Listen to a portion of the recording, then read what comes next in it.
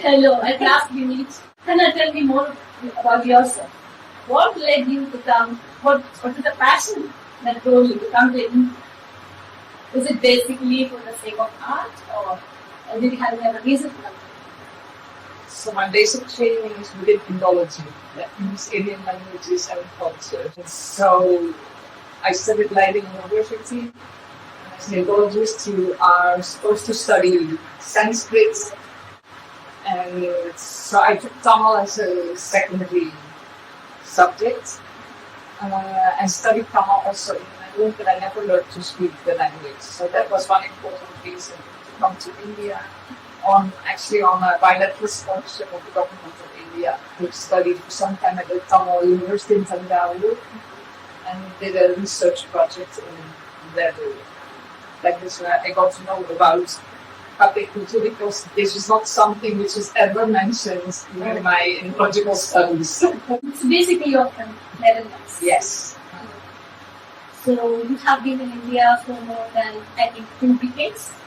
More than 30 years. 30 years. 30 plus. 30 plus Yes. years. And you already become a Tamil and you can speak Tamil fluently. I'll manage. As much as English. Yeah. So I learned to speak Tamil after I came to Tamil Nadu. Because one of the major problems of Tamil is that there is a literary version and then there is a spoken version. Yes. And it's that spoken version which nobody teaches. You really have to figure it out by, I think, by not being in Chennai but being outside. Yes. And because in Chennai, too many people speak English. And yes, and each region has a different slang. Yeah. So these are the kind of things which are not being taught in academic. You never come to know unless you really are into the lifestyle of the people. Yeah, it's a pity, I think, and it is a little bit like the division between the classical and the folk arts. Yes. There is the spoken Tamil and there is the classical Tamil. But we need the spoken Tamil in order to communicate with people. Yes. We need folk arts in order to kind of know about our cultural identity. And I think also the spoken Tamil has its own charm, things you can't say in a literary way. I mean, what would the cinema be without spoken Tamil? Yes. So I don't know why people feel so, especially in Tamil Nadu, feel so kind of almost a little bit ashamed about when it's very poche. That's what's saying it is. But this comedy happens only through the spoken language. Yes. So it is very much part and parcel of what Tamil is. Yes. How many books have you actually published in this regard? Not only about Kattaikuthu, what are the other subjects that you have been interested in, apart from Indology? Indology, in essence, there was always this, right? So within Indology, because my interest was more in what's in people, why do they do the things they do, what is the kind of art they make, and what lies behind that. So I kind of diverted, so to say, very much in a more anthropological, sociological side, I think. So a lot of my work has been on women performers and marginalized art forms, like the Devadasi tradition, but not the high Devadasi tradition of Saraswati, but rural women performing. And this was widely prevalent in Tamil Nadu, but not spoken about. Still not spoken about for obvious reasons. And so now we arrive in a time where that generation of performers has almost died out. So it's hard to trace any number. So and in general, I've been looking at the problems when performers face in India. Exactly because that Devadasi debate, which I think impacts not only people in now in Bangladesh, but all women performers in India. They have to face that stigma.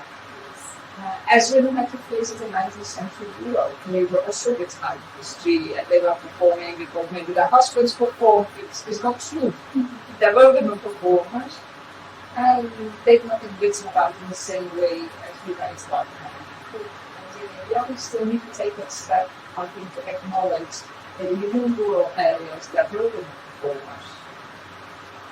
what are the differences that you find between rural women performing and the performance as you mentioned earlier, the urban style of dancing style of dancing? What are the differences that you find? Well, the difference, of course, within the art form there are differences, but it is hard for us now to retrace what exactly the women performed in the study.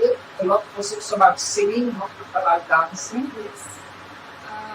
And then I think the biggest difference nowadays is at the social side, the dignity.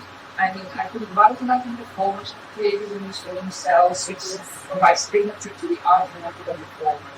But for most of the rural performers, their dignity, they listen and they really look out upon. And that has nothing to do with the art form thing. It has to do with things which are prejudices which are in our minds.